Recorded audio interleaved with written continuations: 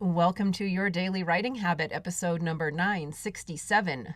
If you are writing a book or thinking about it, or maybe you've started writing your book but you need some help getting it done, you are in the right place.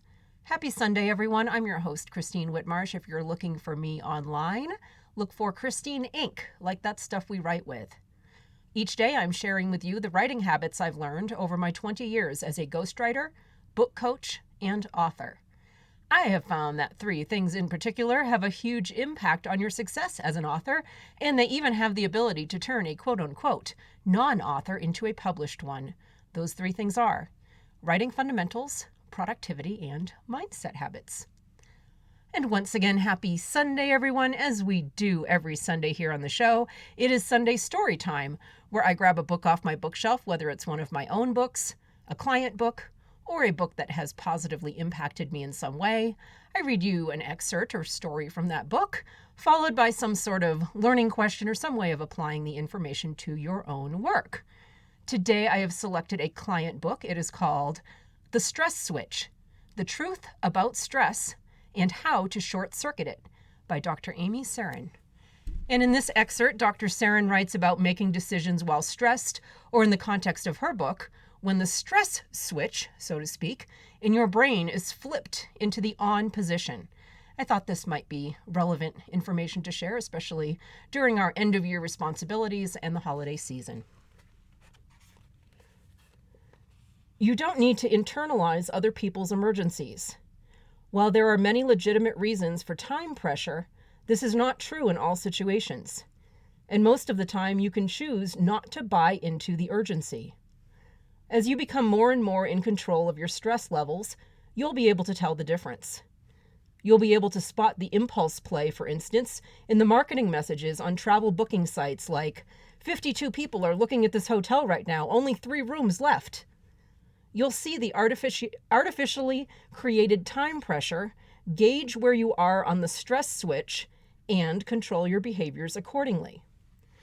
If you're making a decision in a state of stress, you could very well be making somebody else's decision, not your own. Whenever your stress switch is on due to any kind of pressure, time, or otherwise, zooming out and taking a step back can make all the difference in the long-term outcome. So here's what you can do. What can you do if you find yourself in these pressure situations? Well, first, learn to recognize what it feels like when your stress switch is on, and practice determining how high the switch has gone up. You can break this down in the following key steps. Step 1, how upset am I? The key here is to recognize your warning signs so you can identify whether your stress switch has been fully turned on. If you're not in full fight or flight yet, then you'll still have the conscious brain power to act intentionally, and you can follow these steps to regain your peripheral vision in a pressure situation and make better decisions. Step 2, is it really urgent? If you've determined that you're not fully in fight or flight, take a few deep breaths and ask yourself, do I need to be feeling this right now? Is this really an emergency? And I'll give you a hint. If nobody's bleeding or needing to be in the hospital, it's not really an emergency. Signing that document that night was not really an emergency. If it didn't happen until the next day, no one was going to die. Take a step back from the feeling that things are your emergency when they're really a non-emergency or someone else's emergency. Your nervous system will thank you for being able to tell the difference and not keeping it overactive unnecessarily. Your body does not want you to be stressed. Step 3, am I seeing everything? Next, determine if you're thinking rigidly about the situation, as in the cognitive distortion of all or none thinking. If you are, ask yourself how you can think and act more flexibly and create more breathing room around the situation. How can you create space between what you feel has to be done now and seeing all your actual options? And finally, step 4, pause before you decide. No matter what, try to create a pause between the thinking and the doing, so you're not making an impulsive decision in a triggered, emotional, tunnel vision state. That is the most dangerous state from which to act.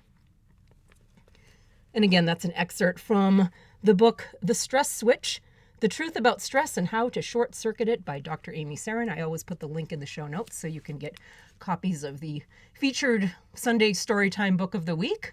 So throughout the book, and including in this excerpt, Dr. Sarin does a great job of blending together personal stories, teaching about the neuropsychology of stress in layperson's terms, and breaking it down into actionable strategies for readers.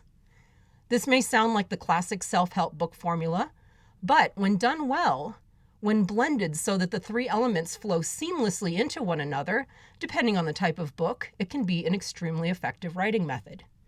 So for all of you nonfiction authors out there, whether this particular method is right for your book or not, here's a question. How are you structuring your book to ensure that your readers are getting your message in a variety of ways, meaning seeing it play out in real life via stories, and understanding its nuts and bolts through your teachings and your knowledge and information, and also discovering ways they can apply it to their own life through your actionable tips and strategies? Start with including those elements in your structure. So story, teaching, and application. Then move on to the writing and stylizing after that. So first put the elements in the structure, make sure it's all in there. Then you can worry about stylizing and flow and all those other writing goodies. Hope you enjoyed this week's Sunday Storytime excerpt. Again, The Stress Switch by Dr. Amy Sarin. And thank you for joining me here on Your Daily Writing Habit, where I am helping you write and finish writing an awesome book. And be sure and drop by my Inc. Authors group on Facebook for motivation, accountability, book writing, publishing, resources, and more.